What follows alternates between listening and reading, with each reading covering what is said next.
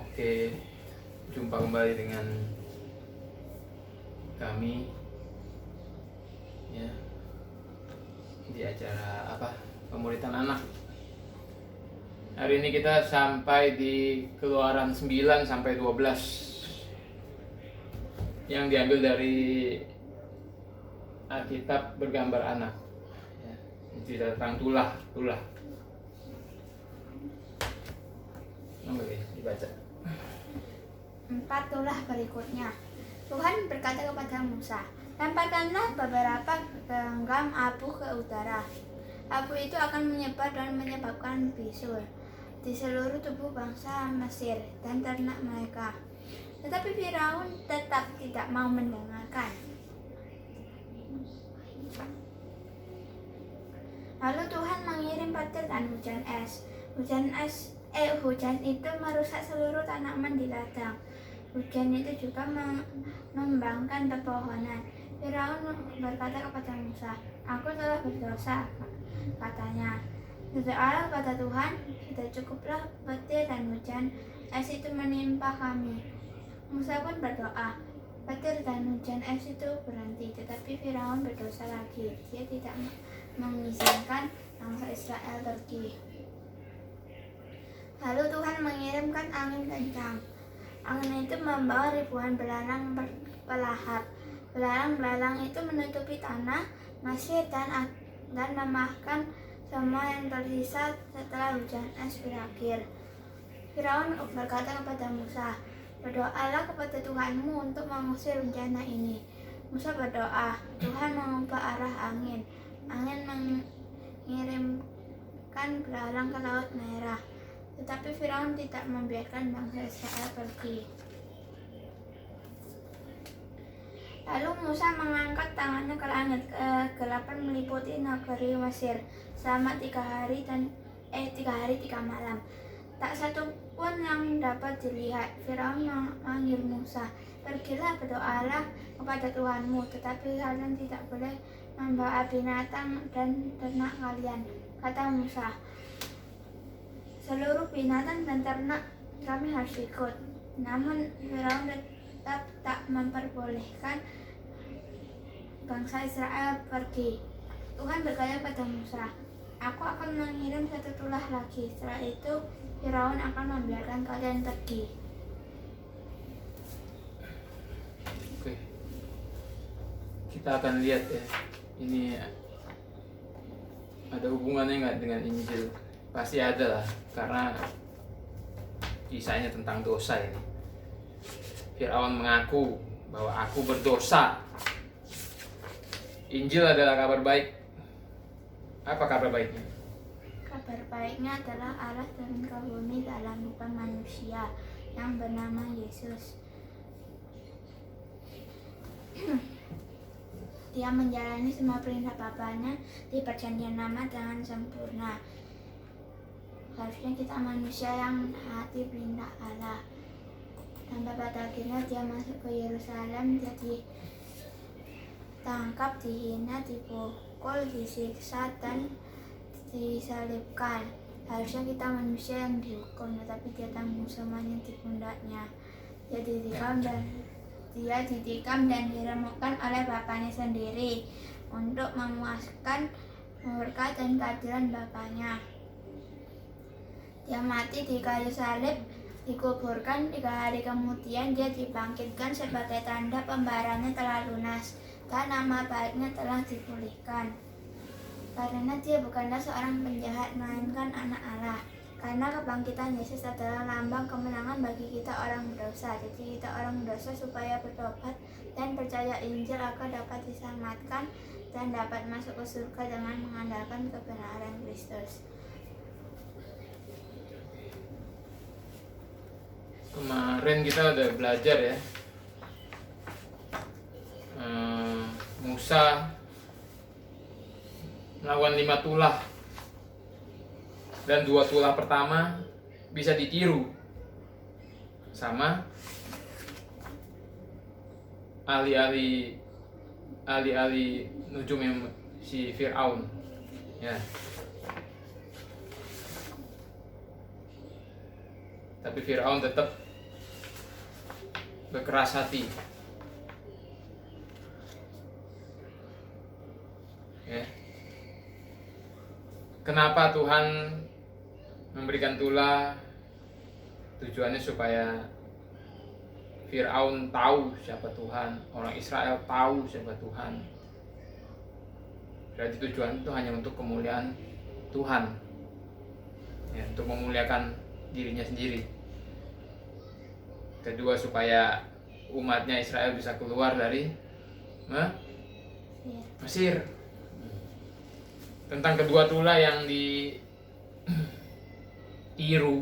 itu dikutip sama Rasul Paulus di 2 Timotius 3. Kemarin kita udah belajar tentang dosa-dosa yang masuk, kejahatan-kejahatan yang masuk ke dalam gereja. Ya. Manusia narsis, hamba uang, membual, menyombongkan diri, itu sudah terjadi dalam gereja. Sampai sekarang malah tambah parah. Ya. Mau pendeta kayak, mau gembala kayak, banyak yang menjadi hamba uang, banyak yang narsis, banyak yang cuma menyombongkan diri, ya. Pemfitnah, berontak terhadap orang tua, gak tahu terima kasih, tidak peduli agama, tidak mengasihi, tidak mau berdamai, suka menjelekan orang, tidak dapat mengekang diri, garang, tidak suka yang baik, berkhianat, tidak pikir panjang, sok tahu, lebih menuruti hawa nafsu daripada menuruti Allah, ambisinya gede. Mereka secara lahiriah menjalankan ibadah mereka, tapi pada hakikatnya mereka memungkiri kekuatannya. Jauhilah mereka itu. Dulu sudah ada yang kayak gini di zamannya Paulus, di zaman Timotius. Ini kalau nggak salah di Efesus ini sudah ada tuh. Maka disuruh Paulus nyuruh ke muridnya untuk menjauhi semua, jauhi mereka itu, ya. Sebab di antara mereka terdapat orang-orang menyelundup ke rumah, menjerat perempuan lemah, syarat dengan dosa dan hawa nafsu. Jadi sudah masuk ke gereja, gitu. Ya. Dan Paulus mengambil contoh Yanes dan Yambres. Artinya apa? Mereka tuh walaupun kejahatan masuk ke gereja, tapi dengan sesuatu yang mirip dengan kebenaran, gitu. Kan si Yanes dan Yambres ini bisa meniru dua tulah pertama dari Musa, jadi mirip, sama-sama berkuasa, sama-sama jago. Tapi si Yanes dan Yambres ini cuma bisa dua tulah, makanya di sini dikatakan, ya. Tetapi sudah pasti mereka tidak akan lebih maju, karena seperti dalam hal Yanes dan Yambres, kebodohan mereka pun nyata bagi semua orang. Jadi walaupun kejahatan ini masuk ke gereja, yang caranya hampir kayak kebenaran, isinya hampir mirip sama kebenaran, tapi lama-lama pasti ketahuan, gitu. Ya, di sini dikatakan kebodohan mereka pun akan nyata bagi semua orang. Yang kayak gitu-gitu tuh nanti akan nyata bagi semua orang. Bagi semua orang yang mana? Bagi orang yang mau belajar firman. Bagi orang yang mau merenungkan firman. Bagi orang yang sering bersekutu dengan Tuhan, yang mengenal Tuhan. Jadi dia bisa membedakan yang mana yang ajaran yang salah dan yang benar. Hampir semua sekarang ajaran yang masuk ke gereja tuh kelihatannya seperti kebenaran semua. Ada dasar kitab sucinya, tapi nanti ketahuan, oh ternyata ajarannya nggak beres. Yang penting kita mau menyelidiki dan bertanya sama Tuhan. Banyak seperti kita ini belajar, ya, kita ini sekarang belajar pemuritan, terus kita kilas balik, ada nggak di sejarah gereja itu ajaran itu diajarkan oleh rasul-rasul, ya. Terus ada yang namanya hermeneutik, ilmu tafsir Alkitab kamu belum ngerti, nanti kalau besar kita belajar hermeneutik. Itu semua kita bisa tahu gitu. Nah, kembali ke 4 tulah berikutnya. Ya. Di sini selalu dikatakan Firaun tidak mau mendengarkan. Ya. Tulah yang abu berubah menjadi bisul, nggak mau dengar. Terus Tuhan mengirim petir dan hujan es. Si Firaun ngaku, aku telah berdosa. Ya. Firaun berkata kepada Musa, aku telah berdosa. Katanya, berdoalah kepada Tuhan supaya cukuplah petir dan hujan es itu menimpa kami. Musa pun berdoa, petir dan hujan es itu berhenti. Tapi Firaun berdosa lagi. Dia tidak mengajarkan bangsa Israel pergi. Dia tidak mengizinkan bangsa Israel pergi.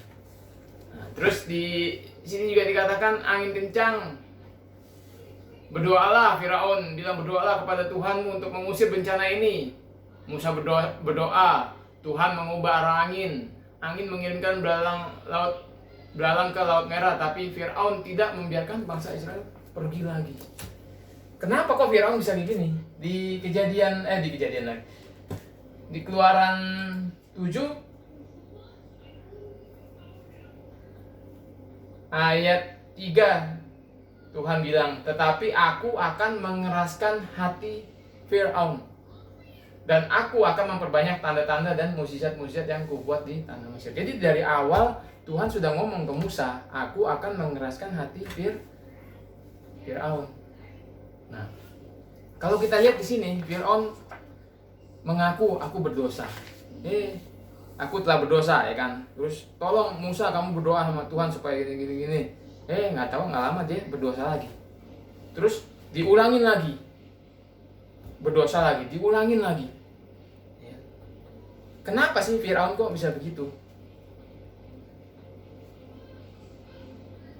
Ini tanda dari orang-orang yang ditentukan binasa.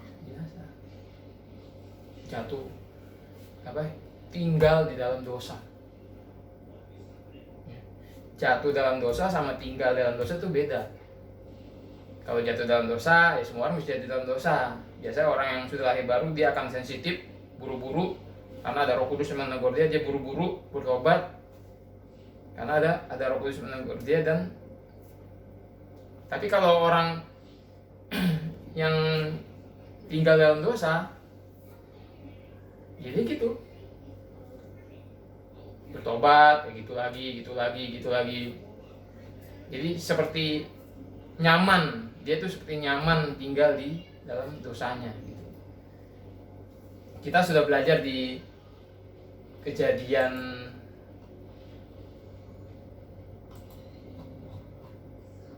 6 ya kalau nggak salah aja. Nih, Kejadian 6 ayat 5. Ketika dilihat Tuhan bahwa kejahatan manusia besar di bumi dan bahwa segala kecenderungan hatinya selalu membuahkan kejahatan semata-mata. Jadi Papi udah pernah ajarin bahwa manusia tuh naturnya cenderungnya berbuat dosa. Bukan perbuatan loh, ini Papi bicara tentang isi hati dan pikiran manusia. Jadi kecenderungan hati kita, kecenderungan pikiran kita itu maunya berdosa terus, berbuat jahat terus. Ini bukan Papi yang ngomong ya, ini firman Tuhan yang ngomong. Ya, kejahatan manusia. Jadi semua manusia. Dan di Kejadian 8 ayat 23. Tuh. Sekalipun yang ditimbulkan hatinya adalah jahat dari sejak kecil. Tuhan yang ngomong. Jadi kecenderungan hati manusia tuh jahat. Hanya karena kasih karunia Tuhan yang menahan kejahatan manusia itu. Memang kamu kalau ngelihat orang, kelihatannya orang ini baik, berbuat baik terus ini. Yang kita bicarakan di sini bukan perbuatan, tapi kecenderungan hati dan pikiran yang nggak bisa kita lihat. Gitu. Papi nggak bisa lihat hati kamu nggak bisa lihat hati papi, tapi semua kecenderungan hati manusia itu jahat. Sampai suatu hari dia dilahirbarukan oleh Roh Kudus, naturnya dirubah. Yang hatinya cenderung jahat dirubah. Jadi ya nggak jadi cenderung baik, dia masih bisa jatuh dalam dosa, tapi hati dia tuh sudah ada Roh Kudus gitu. Sudah ada yang menegur, sudah ada yang memimpin. Nah,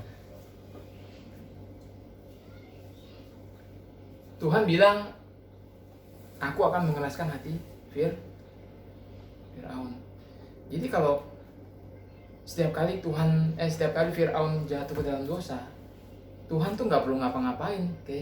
Dia hanya perlu menahan kasih karunia-Nya, ya, sampai setaraf mana manusia pasti akan berdosa.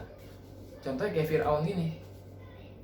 Walaupun Tuhan bilang aku akan mengeraskan hati Firaun, ya memang kecenderungan manusia itu dia kan ditentukan binasa kan. Kecenderungan hati kita kan memang jahat gitu. Jadi Tuhan tinggal menahan kasih karunia-Nya, wis si Firaun jahat. Paham nggak kok? Jadi dunia ini ada di bawah kasih karunia Tuhan. Mau dia orang yang ditentukan selamat ataupun ditentukan binasa. Nah, dalam hal dosa semua manusia itu jahat. Tapi karena Tuhan menahan pakai kasih karunia-Nya,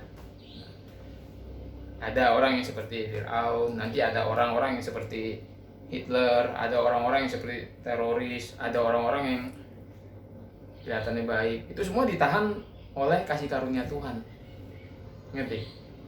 Kayak Firaun ini, Tuhan tinggal diam, Firaun dia akan cenderung jahat sendiri gitu. Ngerti nggak? Sampai akhirnya di tulas 10 nanti dia akan mengizinkan orang Israel keluar, tapi nggak lama dikejar sama Firaun. Jadi ini loh, ya, si Firaun ini ngaku aku telah berdosa, tapi pertobatannya percuma karena dia memang orang ditentukan untuk binasa. Ya. Dan hanya lahir baru, pekerjaan supranatural dari Allah sepenuhnya. Dia mengganti hati kamu, dia bersihkan hati kita, dia jernihkan kita, ya. Dia taruh rohnya di dalam hati kita, dia bikin kita taat, dia bikin kita takut akan Tuhan, taat akan aturan-aturan Tuhan. Kita sudah belajar kemarin di Yeskiel 36, ya. Dan itu harus ada unsur Injil, ngerti? Injil yang tiap awal kamu sebutin, kadang-kadang papi yang sebutin, ya, yang kadang-kadang kita belajar penjabarannya, ya. Harus ada unsur Injil. Lahir baru itu harus ada unsur Injil. Kalau enggak itu bisa dibilang itu pertobatan dia tuh bohong. Itu sama seperti kambing berusaha jadi domba gitu. Karena kenapa? Karena Alkitab sendiri ngomong kan, Injil adalah kekuatan Allah yang menyelamatkan. Betul nggak? Pertama-tama orang Yahudi, kemudian orang Yunani mewakili kita, orang di luar Yahudi. Harus ada unsur Injil. Di situ baru kecenderungan kita akan dosa yang dulunya kita membenci Tuhan. Setiap manusia itu dilahirkan dalam keadaan mati rohaninya dan membenci Tuhan. Dan lahir baru itu kita punya natur dirubah. kuasa dosa itu sudah dipatahkan. Walaupun sekali-sekali kita masih bisa jatuh dalam dosa. Kenapa? Karena kita masih tinggal di dalam daging. Ya.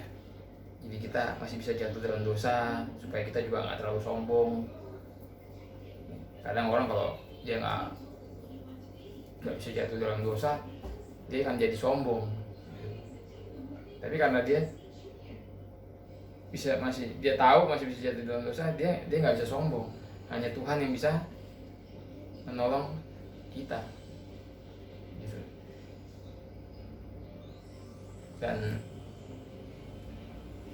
lahir baru ini adalah mukjizat terbesar. Tapi selalu ajarin kamu bahwa mukjizat terbesar dalam perjanjian baru itu ya lahir baru. Orang yang mati rohani jadi hidup, orang yang naturnya jahat jadi dirubah. Makanya kasih karunia Tuhan ya, dirubah nggak dirubah baik, tetap pikirannya kecenderungan hatinya tetap jahat, tapi ada kuasa, ada Roh Kudus di dalam kita yang berkuasa untuk mematahkan kuasa dosa itu, gitu. Itu disebut biasanya hidup dalam roh, hidup dituntun oleh firman Tuhan. Dituntun oleh firman Tuhan, ya. Ngerti ya? Kenapa? Jadi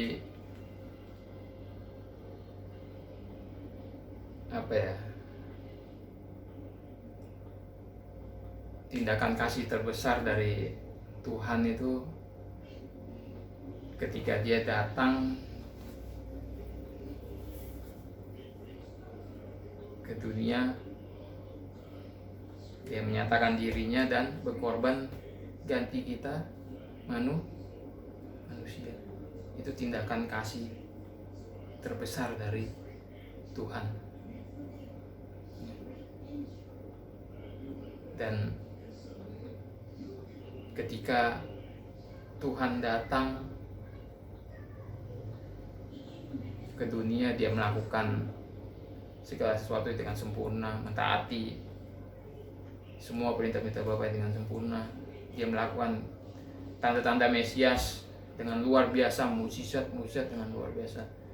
Manusia itu melihatnya takjub dan memuliakan Tuhan. Ngerti nggak? Ketika kita melihat Tuhan melakukan mukjizat, Tuhan melakukan tanda-tanda, Tuhan melakukan pekerjaan, kita pasti akan memuliakan Tuhan, betul nggak? Tetapi orang yang ditentukan binasa, dia akan memuliakan Tuhan hanya sebentar. Tapi orang yang ditentukan hidup, dia akan memuliakan Tuhan dan dia akan terus masuk ke dalam pengenalan Tuhan. Akan lebih lagi, dia akan lebih takjub lagi sama Tuhan, dia akan lebih rindu lagi untuk mengenal Tuhan. Beda sama orang yang ditentukan binasa, dia hanya sebentar, ya kan. Dulu waktu Yesus masuk ke Yerusalem, mereka berteriak Hosana, Hosana, diberkatilah dia yang datang dalam nama Tuhan. Gak lama mereka berteriak lagi, salibkan dia, salibkan dia. Karena mereka ditentukan untuk binasa, kecenderungan hatinya, naturnya beda, gitu. Gampang ombang-ambingkan orang lain. Jadi itu tindakan kasih terbesar ketika Tuhan datang ke dunia dan menyerahkan dirinya, mengorbankan dirinya ganti kita orang berdosa. Itu yang setiap awal kamu sebutkan sebagai kabar baiknya. Ya, besok kita akan sampai di Tulah ke-10. Ini sangat berhubungan dengan Injil, kebangkitan, kemenangan.